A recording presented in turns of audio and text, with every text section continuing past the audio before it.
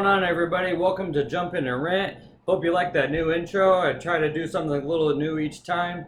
I also want to do things a little bit differently because I know in the past few shows I've always focused on WWE, and today I wanted to actually focus on both WWE and AEW. And honestly, if you're a fan of wrestling, you have to be a fan of wrestling.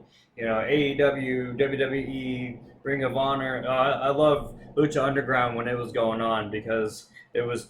I love the arena. Like honestly, Lucha Underground was like the best arena I've ever seen as far as any type of TV broadcasting show of wrestling. So if they could incorporate that somewhere, that'd be awesome because that was just probably that made everything. The Lucha Underground was great. Anyways, AEW has actually been a lot going on lately. October 2nd is actually their debut TV show on TNT at the Capital One Arena.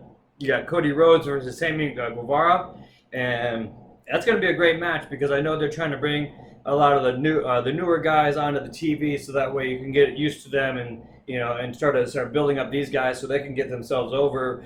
Even by facing some of the other faces that like Cody and Jericho, and Young Bucks, Omega. So it's definitely going to be great because you got the pay-per-view, all-out pay-per-view coming out up August 31st over in Chicago, and that's going to be one awesome event because you got Adam Hangman Page versus Chris Jericho for the very first holder of the AEW Championship title. So that's going to be one great match, and I actually got to listen to Hangman Page do an interview with Bully Ray on Fight Nation, and it was awesome. The guy seems pretty straightforward. He's pumped, stoked.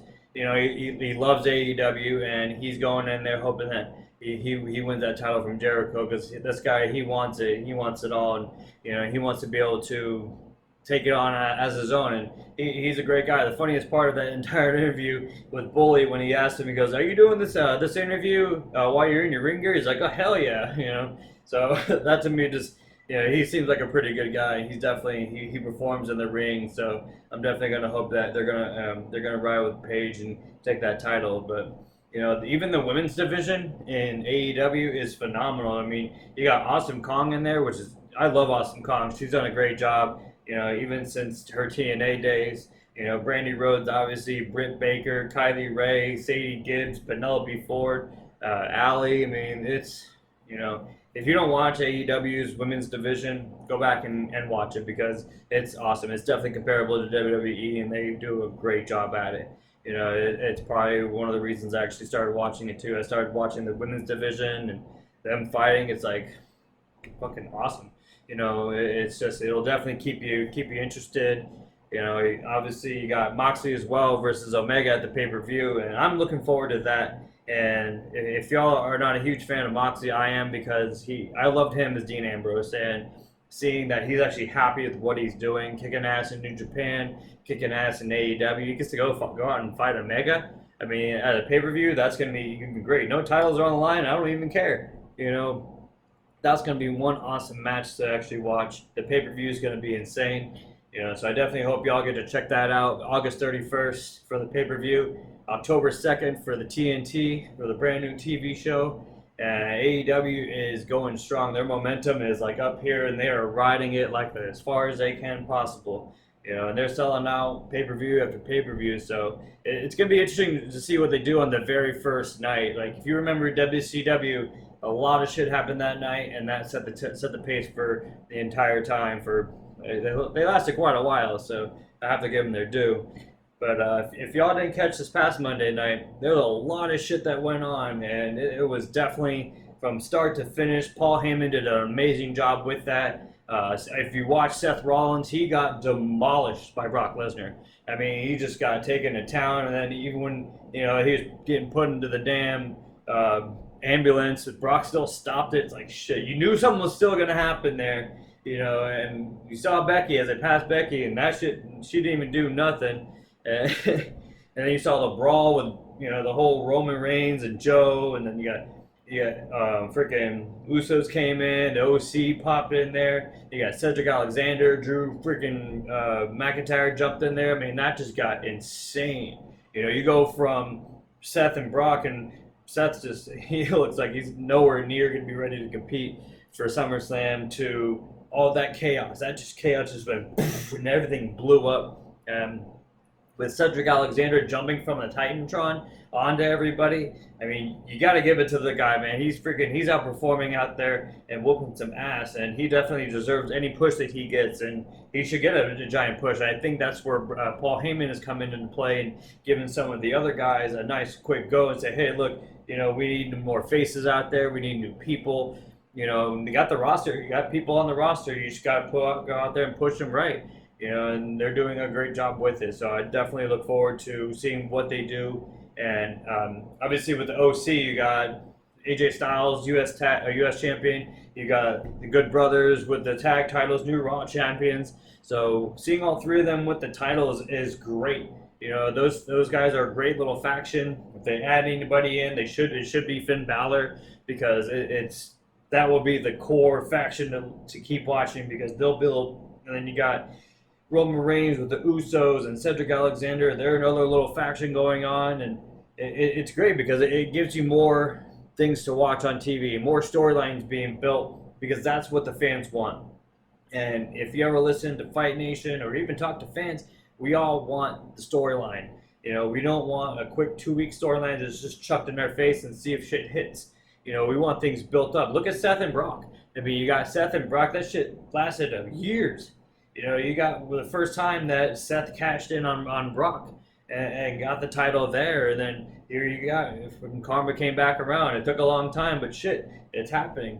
Seth's been in the ring with Brock so many times, and it's awesome to see him fight, though. But after that beating, you kind of really hope that Seth will take that title away from Brock, but it remains to be seen.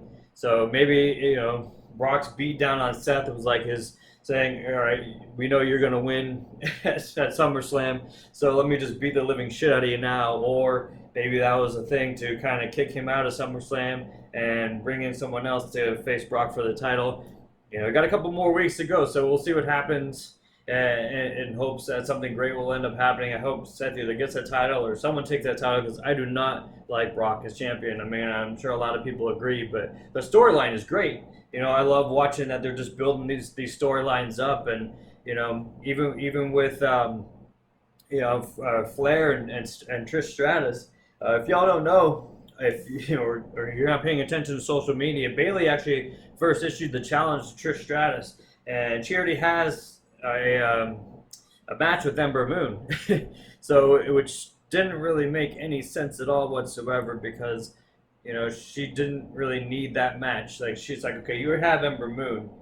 Why are you going out there and talking about Trish Stratus, going out and fighting Trish Stratus? So that just doesn't make any sense whatsoever. It's like, go out and do what you're supposed to, and fight Ember. Stop fucking around with Trish. So I think WWE just kind of swiped that under the mat and gave it to Flair, so that way they can have a good match, and that'll be an awesome match.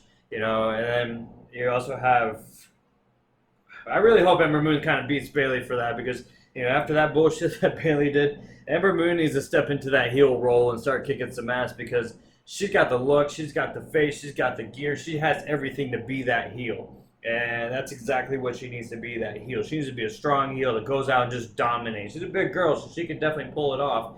And with that finishing move, that stunner from the top rope, honestly, that is more than what meets the eye. She can kick some ass, and I love seeing her whoop some ass on a regular basis. So, if she can be a more dominant of a heel, that'd be a great character for her. And even with Ronda Rousey out, I kind of hope she comes back at SummerSlam so she can jump into either the Flair match with Trish, or even with Becky Lynch against Natty, because she needs to jump back in the mix somewhere right now. She's still getting paid by WWE, and she's not even anywhere near a ring right now. So she needs to come back as much as Sasha does. But honestly, I would love to see her jump in the match against, or even interfere in the match with Natty, and Natty kind of turn her back on Ronda, and that'll make for a nice little three-way dance between the three of them, because there's a lot that can happen there, and the storylines have already been built from way back. So that would actually make a lot of sense. But it's just a lot to keep track of. 24/7 title. Holy shit, Maria, come on. I mean, why does she have the title? I thought Braun was going to do something during Monday Night Raw, but I'm curious to see where they're going to go with it because I love the 24/7 title, and the fact that Kanellis won the title, then had to give it to his wife. That was very emasculating, whatever, I don't know, but that was just really messed up, and that definitely shouldn't have been. But if they have a good storyline to come along with it, as long as they're planning ahead, that's fine. And I'm sure Heyman's got his fingerprints all over that somewhere and has a plan for somewhere. It remains to be seen. I can't even think of what will go on. If y'all have any thoughts on that one, definitely put it in the comments below. Cause my brain's burned on that one. But Roman, man, Roman at the end of SmackDown, you saw that shit fall into him, and so he's got a full plate. He's on Monday Night Raw. He's on SmackDown every single week. That guy is a full-time WWE superstar. So there's a lot going on for him, and I'm curious to see what's going to end up happening on that aspect. So it's definitely there's a lot going on in the WWE, AEW. I hope y'all are tuning in on a regular basis. If y'all are still tuning in, be sure to like, subscribe, comment, share, comment as much as you can possible. I love talking with you guys, whether it's on my content that I'm posting or in my videos. I love being able to chat with you guys and see what y'all are up to, see what you like, see what you don't like, see what the ins and outs are. So hope y'all enjoyed. Y'all have yourselves a great day, and I'll see you next time on Jump In and Rant.